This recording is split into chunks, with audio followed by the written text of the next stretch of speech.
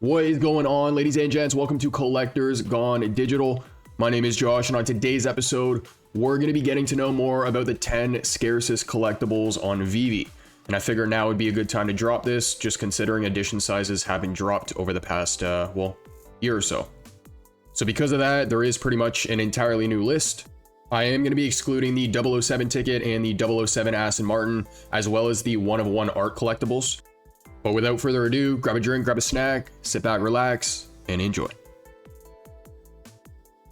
Alright, so first up, and technically the least rare collectible in today's episode, we're going to go from least rare to most rare. All collectibles are going to have less than 150 editions. We have Jermaine Rogers' Choices Underbrush painting. So time to play, time to rest, time to plot, time to test. When shadows grow long and the hour is late, deep in the underbrush, I watch and I wait. That's what the description of this collectible reads.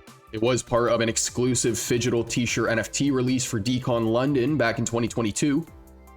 Now on the right hand side, you guys are going to see a picture of the artwork, and it suggests a journey through a tangled, complex environment, symbolizing the intricate and often challenging nature of decision making. Now there are going to be 140 editions of this painting, and if you guys are looking to grab one of the 6 that are currently available in the market, its floor price is 380 gems. Next up, we have the Lamborghini Countach, also known as the Lamborghini from Wolf of Wall Street. Oh man, was I happy when this thing got announced. So this vehicle popularized the scissor door design, which became a hallmark of Lamborghini and has been associated with the brand ever since. Now the name Countach is it's an exclamation of astonishment. So it's kind of like the equivalent of saying wow or holy cow in English. And it's the word that one of the engineers said when he actually reacted to the final version of the car at the factory. So this was before they actually had a name for the vehicle, and they ended up calling it that. Now it was produced from 1974 to 1990, and during this run, 1,983 units were made. On VeVe, however, there's only 130 editions, of which 14 are currently in the market.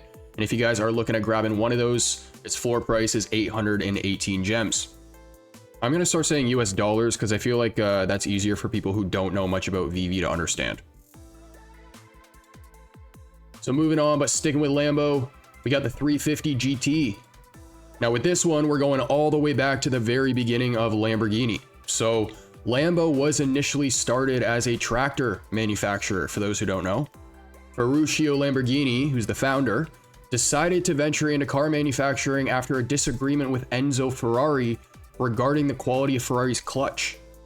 So it pretty much went from that to, oh, well, Lamborghini can build better cars and so on and so on. So Lamborghini's first production car was the 350 GT, the car you guys are looking at on screen. And at the time, it competed against Ferrari's 250 GT. Now the car was produced between 1964 and 1966. Only 120 units were made. We're gonna have that same edition size over on VeVe. There are 11 in the market, and the current floor is 2,000 US dollars. Next up, we got some gaming IP here with Ubisoft's Rabbids. Now these fellas were originally designed as enemies of the game Ramen Raving Rabbids. If you guys remember that, it was on Wii, maybe a couple other consoles. But the game was originally planned as a more traditional ramen platformer before actually being reworked into a party game. Now the team drew inspiration from real rabbits, in particular their unpredictable and often erratic behavior. And then they used all of that to pretty much make their chaotic personalities. Chaotic, I feel like, is the best word to describe these guys, but their personalities and actions and all that stuff. Now the rarest rabbit did actually just drop. He was part of the last series, and that's the virtual rabbit wearing the virtual reality, kinda wearing the virtual reality. But there are 111 editions of him, currently 23 in the market, and he's sitting at a floor price of 100 US dollars. So next up, we have the True Blue Ahwroo, but this little guy embodies both innocence and mischief. So the character is inspired by Gary Baseman, who is the artist behind it, his childhood experiences, and his fascination with the duality of innocence and aggression.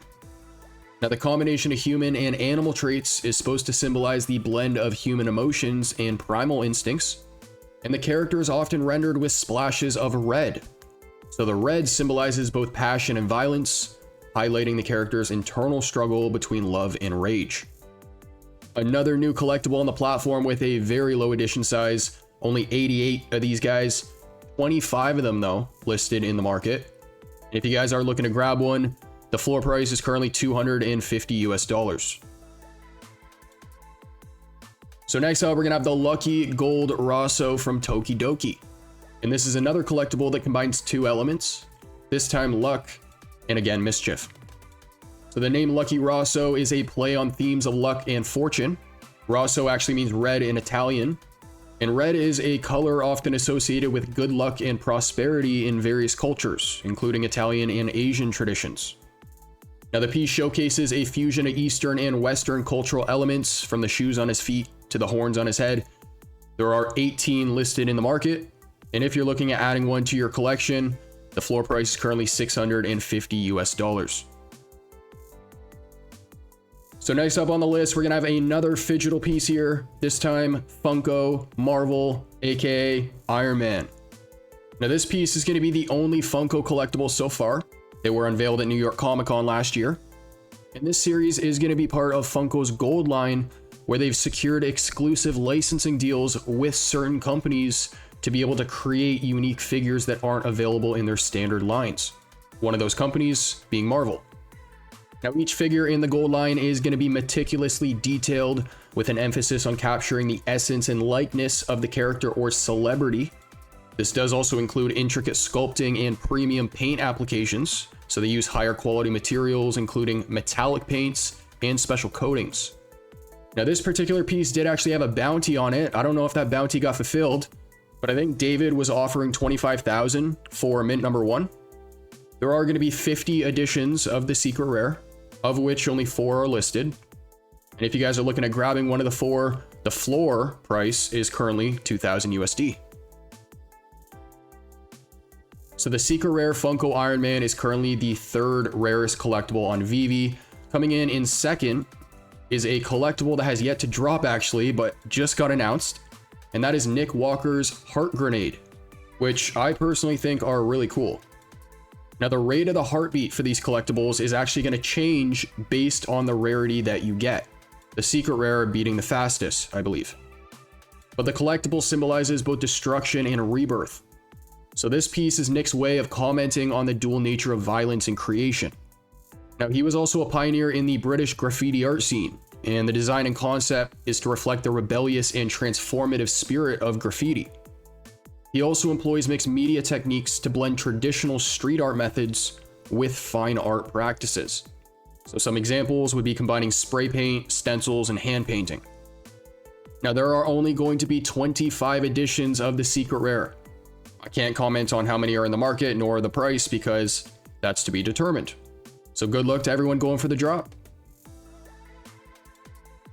So coming in as the rarest collectible in the VeVe app right now, we have Matt Gondek's Trouble. Now this piece was inspired by the 1980s pop culture, in particular the themes of chaos and conflict that were prevalent in movies, cartoons, and comics of that era. His deconstruction of familiar characters, in this case Homer Simpson, or part of him, can be seen as a metaphor for societal breakdown and the reassembly of new identities. Matt often incorporates digital tools in the initial stages of his artwork. So in this case with Big Trouble, he used digital sketching to plan the composition and then refine the details, and then he transferred the design to a physical medium. Now we do have the digital version on VeVe, but the physical version, despite the digital planning, was also hand painted. Now it's gonna have 5 less editions than our number 2 spot here, so only 20 total editions available. There are currently 3 listed in the market, and the floor price is $4,450 US. Ladies and gents, that is going to conclude today's episode. I really hope you enjoyed. Those were the 10 current rarest collectibles on VeVe.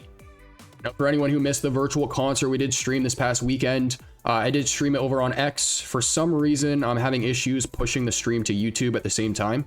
I am trying to work on that. But if you guys do want to check it out, it is available on my feed. If you don't follow me already, link is in the description. And then if you scroll down, I think it's only like 4 or 5 posts. You should find it. If you guys enjoy the content, make sure to like and subscribe.